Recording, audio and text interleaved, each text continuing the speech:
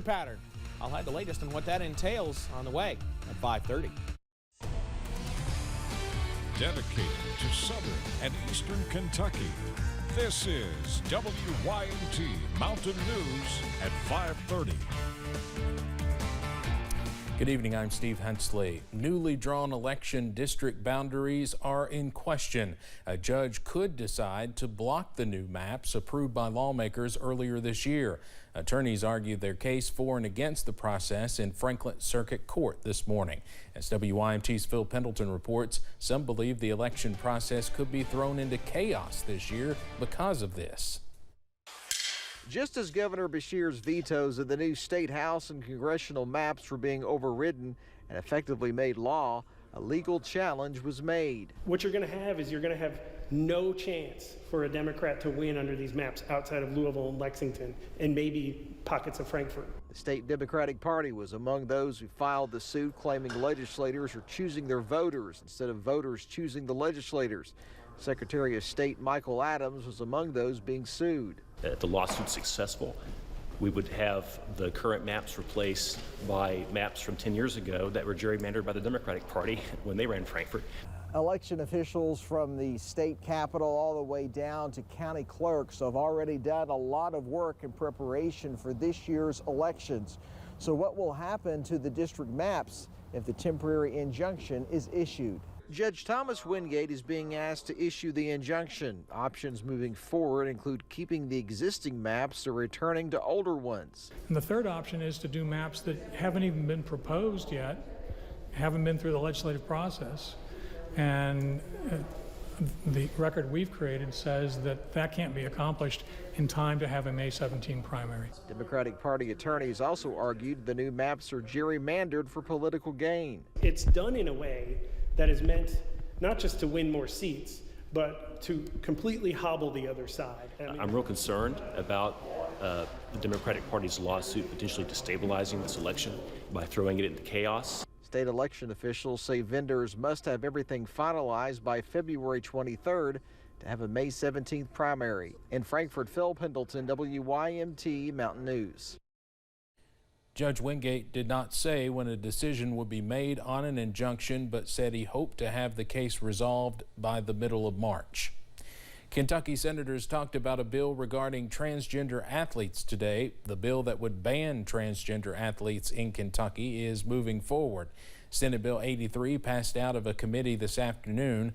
The measure would restrict student athletes to only participate in sports based upon their biological sex. Transgender girls would have to play on boys' teams and vice versa. The current rules allow transgender athletes to play on teams of their choice if they have had sex reassignment surgery.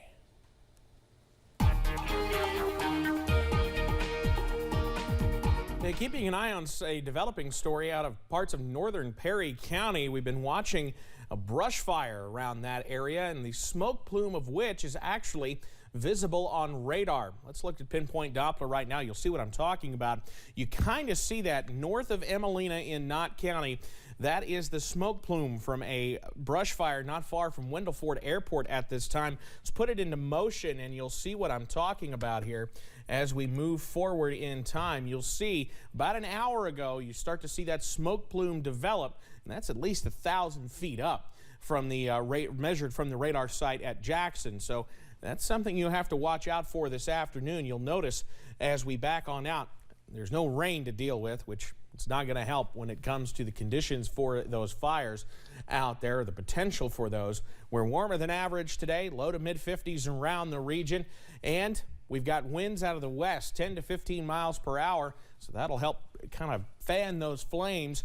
And with that, we don't have high relative humidity out there either, so perfect fire conditions out there right now. We'll have more on that a little bit later on, but keep that WYMT weather app handy tonight. No weather worries out there to deal with other than, of course, the fire conditions. Upper 30s as we head into bedtime hour tonight, and then the low to mid 30s as we wake up in the morning. I'll have the latest on when we could see a change in the forecast coming up in just a little bit. Steve? Evan, thank you. 3 teenagers are charged in the shooting of a Lexington police officer last weekend. Our sister station WKYT reports the 16-year-old accused of firing the shot that hit the officer should have been in jail at the time. We have learned his identity, but we are not releasing it because of his age. The shooting happened Saturday when officers approached the teens to talk to them about another shooting. That's when investigators say the 16-year-old fired at the officers. The officer hit was wearing a ballistic vest. He is doing okay. Jury selection is moving swiftly in the trial of former Kentucky police officer Brett Hankerson in Louisville. He was involved in a drug raid that left Breonna Taylor dead. 11 jurors will move on to the group question session later this month. That brings to a total of 22 potential jurors, which is about half of what the court wants. During questioning Wednesday, most of the potential jurors had heard or read something about this case in the news or in social media. A few told the attorneys they could not be impartial. Several told the lawyers the thought of being on a jury made them anxious. The judge said they are hoping to finish this trial by March 4th. Some sad news from the Louisville Zoo team. 16-year-old Sumatran tiger Heron died on Monday due to blood cancer. Heron was recognizable and popular with guests due to his missing eye, which gave him a permanent winking appearance. It's hard to put into words how much we will miss him. He was a presence. Every day we looked forward to waking him up and seeing him, and it's hard to know that he's not here with us, in our building with us. And he will be missed. He will be missed. Heron arrived in Louisville in 2017. Wanting to help those in need, a group of Leslie County High School students created a group focused on the less fortunate. WYMT's Chas Jenkins tells us about Operation Hope. Operating for 3 years, 5 students are working on helping the impoverished of Leslie County. Whenever people see our accomplishments and all that we do for other people, they might say, hey, maybe we can put a blessing box here and do that for our community. So we just want to inspire other communities too. With this year's project focusing more on improving social mobility. So that's through ensuring that students can properly attend work or seek higher education after school. The group getting the opportunity to compete on a state and international level. It was a little overwhelming sometimes. It was a lot, but it was exciting. It was cool to feel like you were part of something like big. Seeing a lot of success in such a short amount of time. I'm very proud of the progress we've made and how much we've helped the community. This Saturday, we're hosting a community drive, and you can bring in 10 cans of food, and it's just for the Hope Boxes to help stock them. Hoping to see the group grow and expand. We have done a lot. We've kind of set a foundation for this project for Operation Hope, and we would love to see it continued in the future. Maybe like as we graduate, we can get more kids on board. Lending a helping hand to the less fortunate.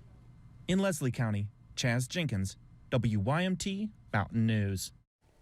Brock says that canned food community drive will take place at the Hayden City Park from 10 a.m. until 2 p.m. The Centers for Disease Control and Prevention is revising its opioid prescription guidance. The last time new guidance was issued was in 2016 when the agency took a hard line on it in response to an increasing number of fatal overdoses on drugs like oxycodone. It resulted in many states implementing restrictions on the dosage and duration of opioid therapies physicians could prescribe. A draft of the new guidelines is open for public comment until April 11th. Bob Saget's family says the comedian, actor, and TV host who died last month accidentally hit the back of his head on something, thought nothing of it, and went to sleep. Medical experts say he may have suffered an epidural hematoma. Dr. Oscar Gillamungi runs a long-term clinic for traumatic brain injuries at Vanderbilt University Medical Center. He says a blow to the head without any other symptoms that causes death is rare, but it can happen. It can be insidious. There's no way of telling that you've had this bleed underneath your skull unless you get a CT scan to rule it out. He says anyone over 40 is at higher risk for traumatic brain injury. People on blood thinners, including aspirin, are more likely to have a bleed. And people who have symptoms post-injury, including loss of consciousness or headaches, should definitely be checked out. The government is changing its strategy for combating domestic violent extremism, but experts think they will have to tread the line carefully to avoid dividing Americans further. Our Washington Bureau's Kristen Casper has the story. According to the Department of Homeland Security, political disinformation and racial bias are most often behind violent extremist attacks in the U.S. Now they're investing in local leadership to help stop the violence before it begins. This really starts at the community level, and we are about empowering communities. From teachers to ministers to coaches, Robert Silvers from DHS says local leaders are in the best position to stop violent extremism in their neighborhoods. The federal government is pouring millions into community programs to teach those leaders how to spot when someone's views could escalate. Silvers says the goal is not to police beliefs. This is about speech or false narratives that are encouraging people to act violently and harm others. But Kara Frederick from the Conservative Heritage Foundation says she worries the government doesn't have a concrete definition of extremist speech and fears opposing politics could be viewed as a threat. They have to consistently apply their policies to American citizens. They can't just target one specific group and let another say whatever they want. Behavioral scientist Todd Helmuth is in favor of the DHS strategy. He says he believes politicization of the issue is inevitable due to focus on right-wing extremists. You know, it's a minefield as to how to address and counter these groups without coming off like you're countering right-wing ideology. He says the government will need to tread carefully, especially during election years, to keep these methods effective. Reporting in Washington, I'm Kristen Casper. DHS and the experts we spoke to agree that tech companies should also play a role in preventing extremism from spreading on their platforms moving forward. Coming up on Mountain News at 5:30, it's an all-star lineup for the Super Bowl halftime show. We'll give you a sneak peek of what you can expect and how the show is making history. And I hope you like mild, and no, I'm not talking about salsa at that Super Bowl party. I'll have the latest on that taste of spring on the way. WYMT News app offers alerts on breaking stories as they happen, customized to the categories you choose. The